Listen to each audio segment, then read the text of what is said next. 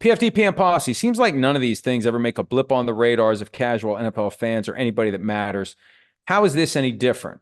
Will it make a difference now? Will it make a difference in 10 years when the legal process finally concludes?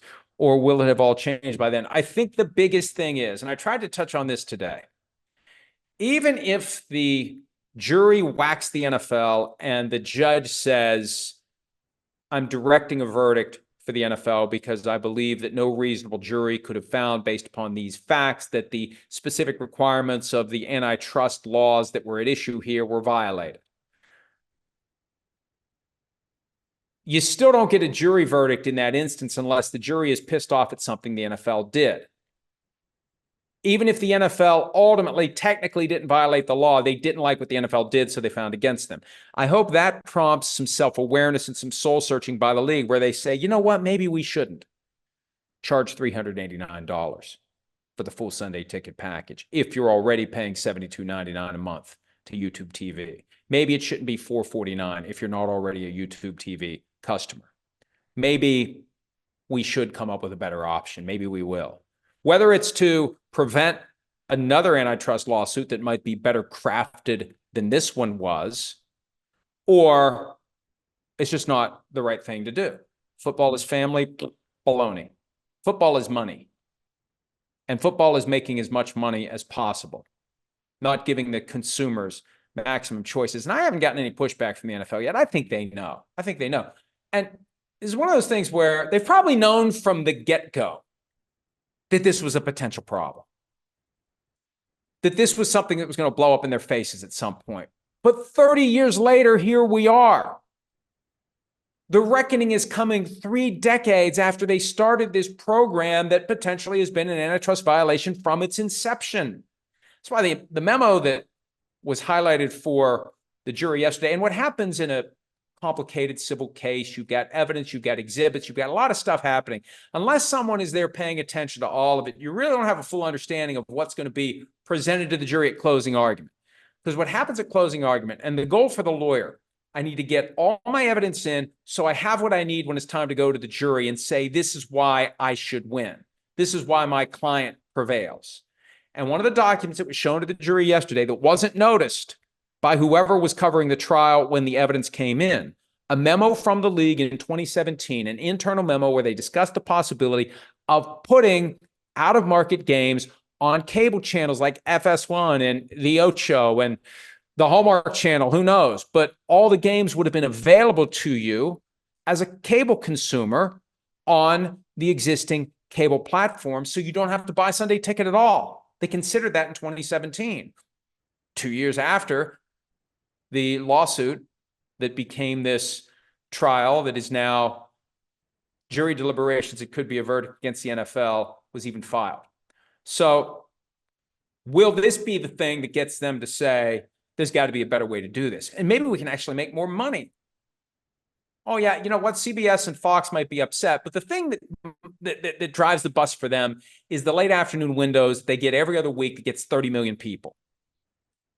So you've got your early window that's made available over-the-air free broadcast TV in the local market, typically featuring the local team. But if the local team's playing at night or off that week, it'll be some other game. But then all the other games are going to be otherwise available to consumers at less than $389 or $449 or whatever the number is. Don't tell anybody, I did cancel my Sunday ticket plus Red Zone. I got the email last week, $389 renewal as of August 5. So I canceled. And the instant message was, we're still here for $389 if you change your mind. And I figured they would be. You know, why not cancel? What are they going to do? They're going to make it more expensive? If you cancel at the rate they're already going to charge you, they're not going to make it more expensive. Now, if they had said to me it's $389 by August 5, if you cancel before then and you come back, it's going to be $449 or $489, then that's a different analysis. So maybe I'll choose to come back, or maybe they'll lure me back before August 5 with some sort of inducement. I've heard from at least one other person who canceled and ended up being offered the package at $100 less than what the price was that this person has been quoted. So what does it hurt? So if I'm not back tomorrow, this is why. If I end up dead, this is why. All right.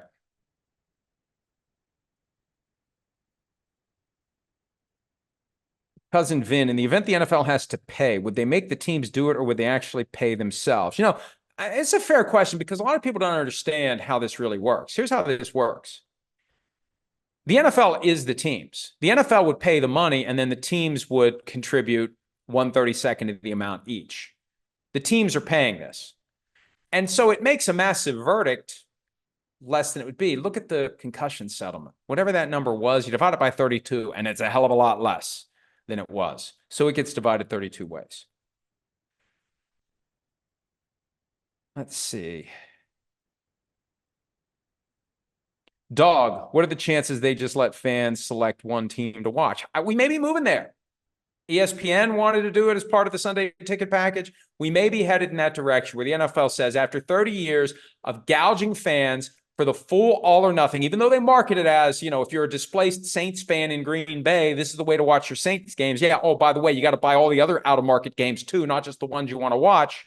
Maybe they're finally going to do the right thing. And, I said early on we should all be rooting for the NFL to lose this case. I don't care if the NFL loses.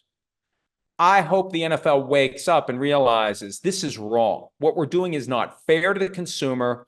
It's baloney to stand up and say to the jury, this is all about choice. It's about choice at a certain price.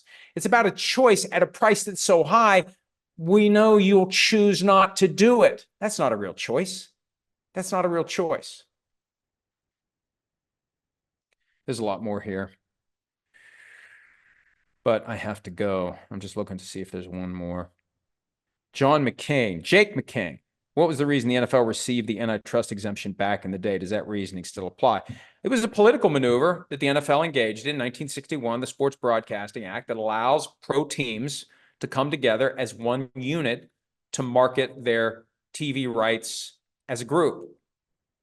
The NFL was all in for that, even though there were some teams that were viewed as more desirable and valuable than other teams. Right now, it's the Cowboys and pretty much everybody else. Cowboys, if you had to sell your own rights, would get a lot more than any other teams. Now, the real flaw for the NFL was in the construction of the league. It should have been set up as one entity. And then within the confines of one entity, you sell off different pieces and interests. You don't have independent businesses. The reason the NFL has to worry about antitrust liability is it was set up as independent businesses, not as a single unitary company like the MLS is and the UFL is. The newer sports leagues have learned how the rest of them screwed up. And I guess this falls into good problem to have category because as these sports leagues got started, nobody expected them to become what they are. Nobody expected the NBA, MLB, NFL, NHL to become the things they are. They screwed up. They didn't know.